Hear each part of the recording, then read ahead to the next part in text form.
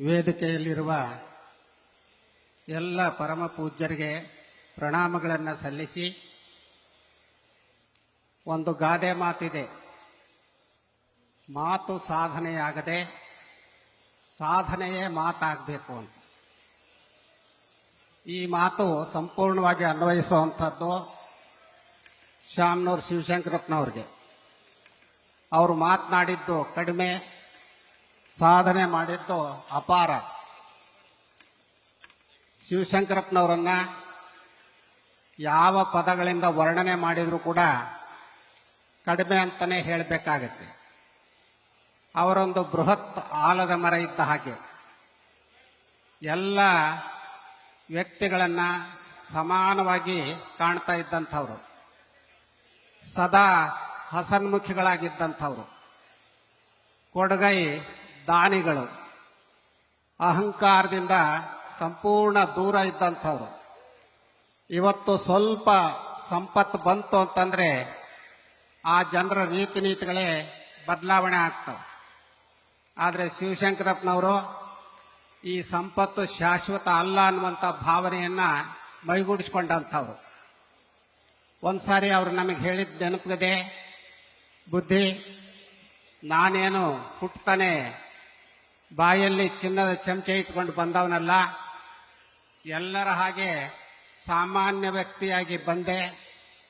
ದೈವ ಕೃಪೆ, ಗುರು ಹಿರಿಯರ ಆಶೀರ್ವಾದ, ಸಾರ್ವಜನಿಕರ ಬೆಂಬಲ, ಇವುಗಳ ಕಾರಣದಿಂದಾಗಿ ಇವತ್ತು ನಾನು ಶ್ರೀಮಂತ ಆಗಿರ್ಬೋದು.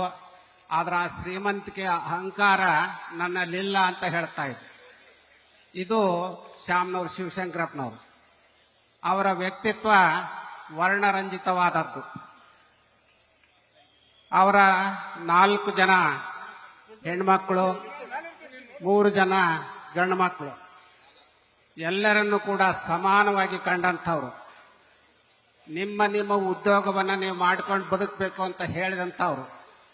ಎಷ್ಟೋ ಸಾರಿ ನೀವು ನಮ್ಮಿಂದ ಸಾಲ ಪಡ್ಕೊಂಡಿದ್ದೀರಿ, ಇನ್ನೂ ಕೊಟ್ಟಿಲ್ಲ ಅಂತಾನೆ ತಮಾಷೆ ಮಾಡ್ತಾ ಇದ್ದಂಥವ್ರು. ಎಂದೂ ಯಾರಿಗೂ ಇಲ್ಲ ಅಂತ ಹೇಳಿದಂಥವ್ರಲ್ಲ. ತಮ್ಮ ಬದುಕಿನ ಕೊನೆಯವರೆಗೂ ದಾನ ಧರ್ಮಗಳನ್ನು ಮಾಡ್ತಾ ಶಿಕ್ಷಣ ಪ್ರೇಮಿಗಳಾಗಿ, ಒಳ್ಳೆಯ ಸಂಸ್ಕಾರವಂತರಾಗಿ, ಗುರು ಹಿರಿಯರ ಬಗ್ಗೆ ಅಪಾರವಾದಂಥ ಗೌರವವನ್ನು ಇಟ್ಟುಕೊಂಡು ಬಾಳನ್ನ ನಡೆಸಿದಂಥವ್ರು.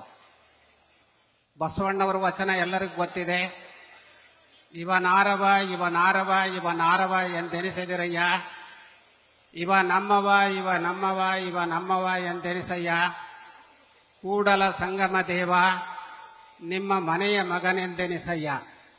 ಹಾಗೆ ಶಿವಶಂಕರಪ್ಪನವರು ಎಲ್ಲರನ್ನೂ ಕೂಡ ನಮ್ಮವರು ಅಂತ ಭಾವಿಸ್ಕೊಂಡಂಥವ್ರು.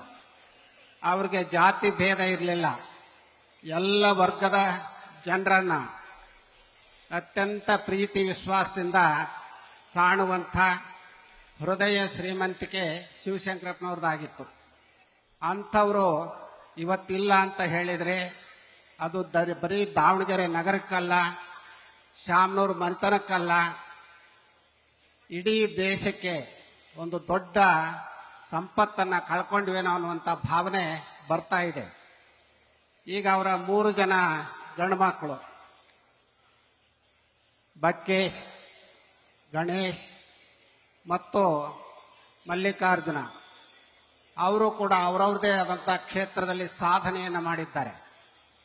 ನಾವು ಆ 3 ಜನ ಮಕ್ಕಳಿಗೆ ಹೇಳುವಂಥದ್ದು, ತಂದೆ ಹೋದ ದಾರಿಯನ್ನು ಗಮನದಲ್ಲಿರಿಸಿಕೊಂಡು ಇನ್ನೂ ಮಹತ್ವದ ಸೇವೆಯನ್ನು ಸಾರ್ವಜನಿಕವಾಗಿ ಮಾಡುವಂಥ ಹೃದಯ ಶ್ರೀಮಂತಿಕೆ ನಿಮ್ಮೆಲ್ಲರಲ್ಲಿ ಬರಲಿ ಅಂತ ಹೇಳಿ ಮಾತನಾಡುವಂಥವ್ರು ಹೆಚ್ಚು ಜನ ಇರೋದ್ರಿಂದ ಇನ್ನು ಹೆಚ್ಚು ಮಾತುಗಳನ್ನು ಲಂಬಿಸದೆ, ಶಿವಶಂಕರಪ್ಪನವರ ಆದರ್ಶ ಎಲ್ಲರಿಗೂ ಕೂಡ ಮನದಾಳದ ಇಲ್ಲಿ ಇಳಿದಿದೆ. ಅಂಥ ಒಬ್ಬ ಅಪರೂಪದ ವ್ಯಕ್ತಿಯನ್ನು ನಾವು ಕಳ್ಕೊಂಡಿದ್ರು ಕೂಡ ಆ ಮಕ್ಕಳು ಆ ಸಾಧನೆಯನ್ನು ಮಾಡ್ತಾರೆ ಅನ್ನುವಂಥ ಭಾವನೆಯನ್ನು ವ್ಯಕ್ತಪಡಿಸಿ ನಮ್ಮ ಮಾತುಗಳನ್ನು ಮುಕ್ತಾಯಗೊಳಿಸ್ತೇವೆ.